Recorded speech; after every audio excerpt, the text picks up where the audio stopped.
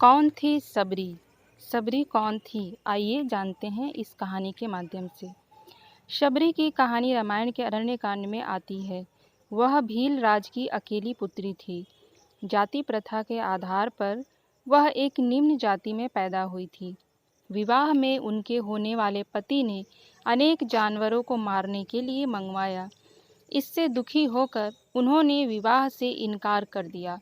फिर वह अपने पिता का घर त्याग कर जंगल में चली गई और वहाँ ऋषि मतंग के आश्रम में शरण ली। ऋषि मतंग ने उन्हें अपनी शिष्या स्वीकार कर लिया।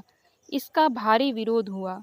दूसरे ऋषि इस बात के लिए तैयार नहीं थे कि किसी निम्न जाति की स्त्री को कोई ऋषि अपनी शिष्या बनाए। ऋषि मतंग ने इस विरोध की परवाह नहीं की। ऋषि मतंग जब परम धाम को जाने लगे तब उन्होंने शबरी को उपदेश किया कि वह परमात्मा में अपना ध्यान और विश्वास बनाए रखे। उन्होंने कहा कि परमात्मा सबसे प्रेम करते हैं। उनके लिए कोई इंसान उच्च या निम्न जाति का नहीं है। उनके लिए सब समान हैं। फिर उन्होंने शबरी को बताया कि एक दिन प्रभु राम उनके द्वार पर आएंगे। ऋषि मतंग के स्वर्गवास के बाद शबरी ईश्वर भजन में लगी रही और प्रभु राम के आने की प्रतीक्षा करती रही। लोग उन्हें भला बुरा कहते, उनकी हंसी उड़ाते, पर वह परवाह नहीं करती। उनकी आंखें बस प्रभु राम का ही रास्ता देखती रहती। और एक दिन प्रभु राम उनके दरवाजे पर आ ही गए। शबरी धन्य हो गई। उनका ध्यान और विश्वास उनके इष्ट देव को उनके द्वार तक खींच लाया। भगवान भक्त के वश में हैं, यह उन्होंने साबित कर दिखाया। उन्होंने प्रभु राम को अपने जूठे फल खिलाए और दयामय प्रभु ने उन्हें स्वाद लेकर खाया।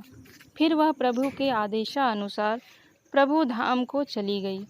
शबरी की कहानी से क्या शिक्षा मिलती है? आइए इस पर विचार करें।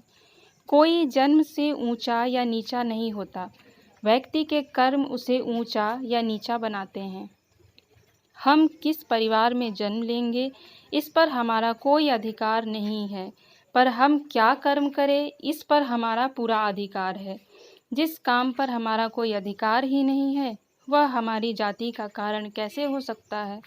व्यक्ति की जाति उसके कर्म से ही तय होती है, ऐसा भगवान खुद कहते हैं। कहे रघुपति सुन भामिनी बाता, मानहु एक भगति कर नाता। प्रभु राम ने शबरी को भामिनी कहकर संबोधित किया।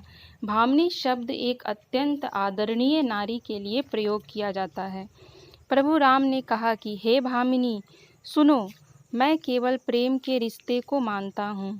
तुम कौन हो, तुम किस परिवार में पैदा हुई, तुम्हारी जाति क्या है, यह सब मेरे लिए कोई मायने नहीं रखता।